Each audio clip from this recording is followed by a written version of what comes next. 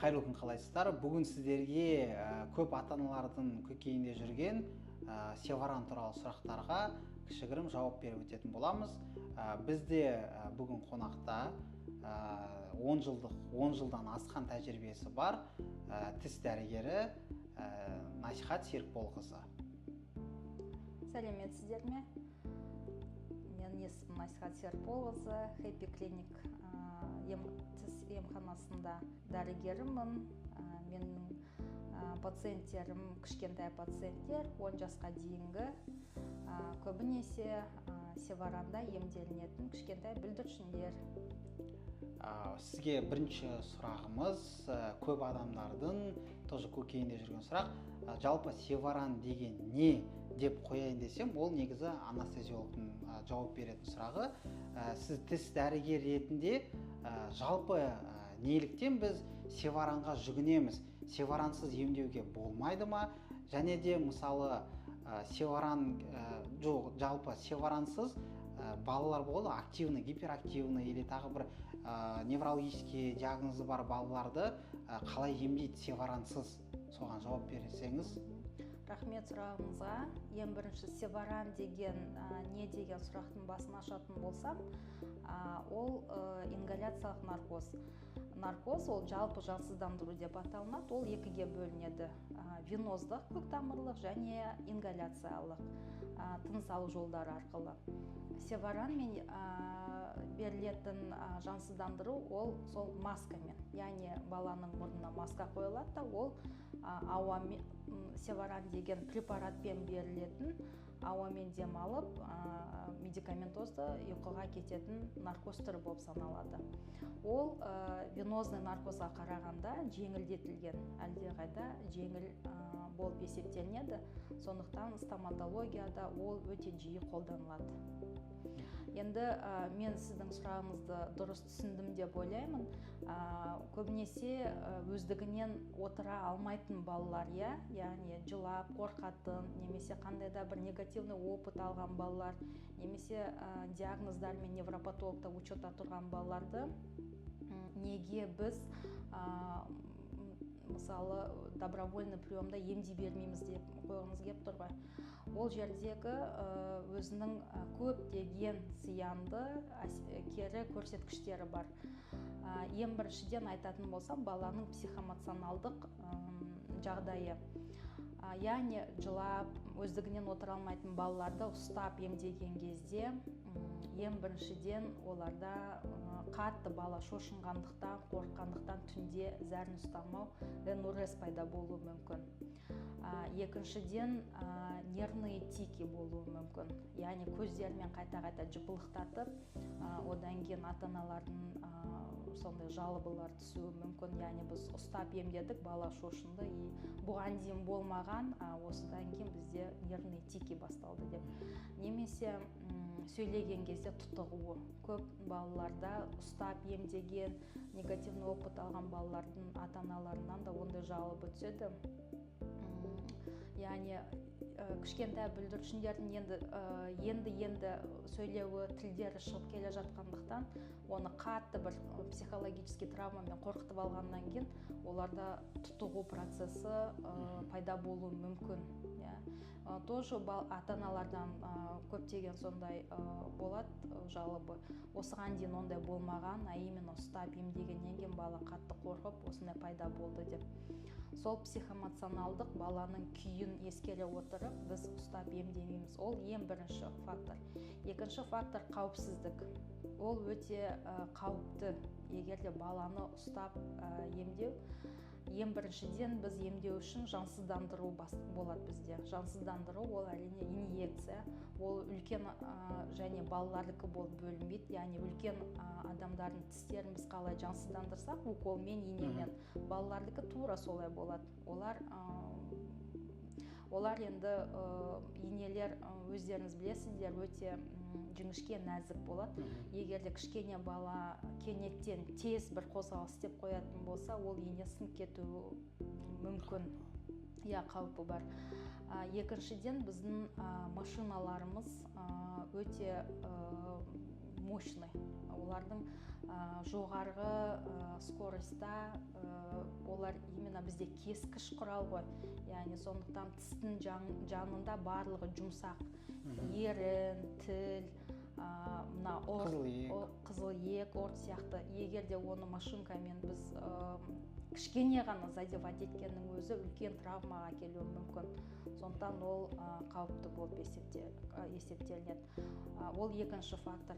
Үшінші фактор, ол да өте важный, ол сапасыз ем болып есептелінеді.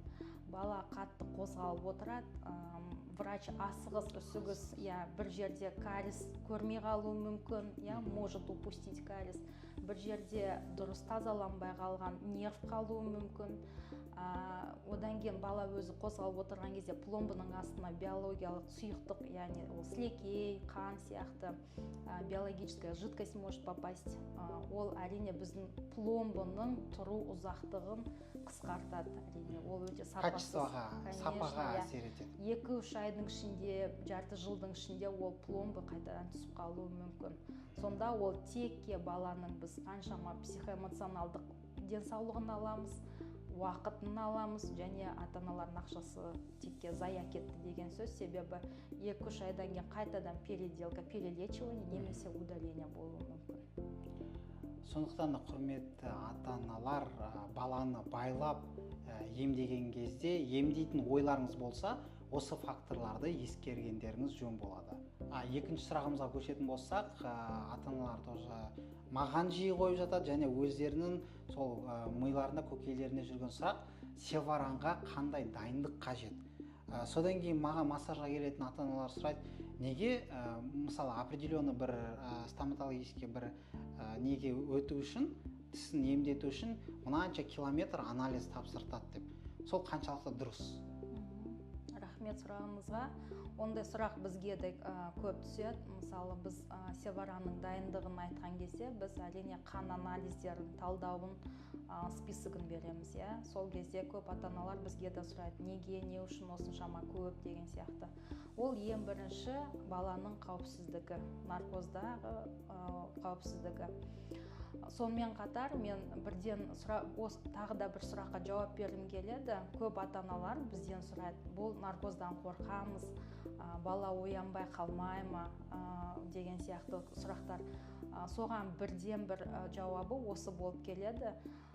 Барлығы ешқандай без всяких рисков, барлығы надежно болу үшін, сапалы түрде болу үшін толығымен обследованиедан, тексерістен өту керек.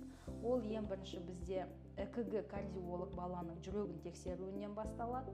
ЭКГ-нің нәтижесімен кардиолог толық анализ жасап, допуск береді наркозға. Екінші этап ол сол қан анализдер талдауы болады. Оның белгілі өзінің списогі бар. Ол анестезиологқа қажет. Яғни ол барлық жизненный параметр дейді ғой, наркоз кезіндегі соны поддерживать еткенге толығымен керек анализдер. Егер де ол қан талдауында қандай да бір өзгеріс болатын болса, кейбір көрсеткіштер төмен болуы мүмкін, кейбір көрсеткіштер жоғары болуы мүмкін. Бізде мысалы практикада көп келеді гемоглобин өте низкий балаларда. Әрине ол ондай қан анализімен анестезиолог наркозға баланы ала алмайды. Ол уже риск болып есептелінеді. Анестезиолог ол баланың өмірімен рисковать етпейді, етуге болмайды да. Сондықтан толық қандай список берілді, соны тапсырып, олардың мөлшері нормада екеніне көз жеткізу керекпіз. Содан кейін барып қана, одан кейін үшінші маман бар, бізде педиатр допускысын береді. Ол да қайтадан қан анализдерін талдаудан өткізеді, балаға осмотр жасайды. Яғни өкпесін тыңдайды, жүрегін тыңдайды, баланы осмотр жасайды, ешқандай аллергиялық бір сыйып болып тұрған жоқ па, тамағын қарайды, қызарып тұрған жоқ па, мұрнын, мокрота, остаточный бір орби-орзының явлениялары жоқ па, соның барлығын ескере отырып, үшінші маман ол бізде ең бірінші допусты кардиолог береді, екінші допусты анестезиолог береді, қан талдау анализдеріне қарап, үшінші допусты педиатр береді. Сондықтан осы үш маманнан толығымен яғни допуск алған бала ғана наркозда ешқандай без всяких рисков біз ол баланы наркозда емдей аламыз деген сөз. Чтобы бағанағы ата-аналардың сұрағына жауап, бала жақсы ұйықтап, жақсы ояну үшін осы талдаулар, осы ЭКГ-нің көрсеткіштері, анализдер барлығы нормада болу керек. Сондықтан да құрметті ата-аналар, балаларыңыздың севаранмен жасалатын тіс емдеу процесі егер дұрыс болсын десеңіздер, берілген анализдарды толығымен өтіп, дәрігерлердің айтқан кеңестерін орындауларыңызды сұраймыз. Бұл жәнегі сіздің жауабыңызда біздің үшінші сұрақтың кейбір нелері жауап беріп кетті. Сол үшінші сұрақты қойсам, жалпы севаранға қандай көрсеткіштер және қарсы көрсеткіштер бар? Иә, әрине, кез келген баланы біз наркозға жібере бермейміз, иә. Ол ең біріншіден өздігінен отыра алмайтын балалар, қатты қорқып, жылап, бір жерде бұрын емделіп, негативный опыт алған балалар. Екіншіден 3 жасқа дейінгі кішкене балалар. Көп шет мемлекеттерде заңды түрде бекітілген 3 жасқа дейін тек қана севаранмен, оларда прям золотой стандарт болып есептелінеді. Бізде Қазақстанда әлі оны енді заң жүзінде әлі бекіткен жоқ, бірақ дегенмен басқа елдер оны уже практикаға қолданып жатыр. 3 жасқа дейінгі балалар, и одан кейін бағана айтқандай диспансерлік учеттағы невропатологта диспансерлік учетта тұратын диагноздармен балалар, яғни оларда өздігінен отыра алмайтын балалар. Және де тағы да бір көрсеткіш, ол егер де баланың 6 тістен көп тіс саны болатын болса, яғни өте көп посещение дейді ғой болатын болса, негізі баланың шыдамы 2-3 посещенияға дейін жетеді негізі. Одан кейінгі посещениялар балаға қиындау бола бастайды. Сондықтан өте көп емдейтін тісі, оның ішінде өте көп жылу сияқты ауырлау процедуралар болатын болса, ондай балаларды да негізі көрсеткіш наркоз болып есептелінеді, себебі баланың кішкене қиналып қалуы мүмкін.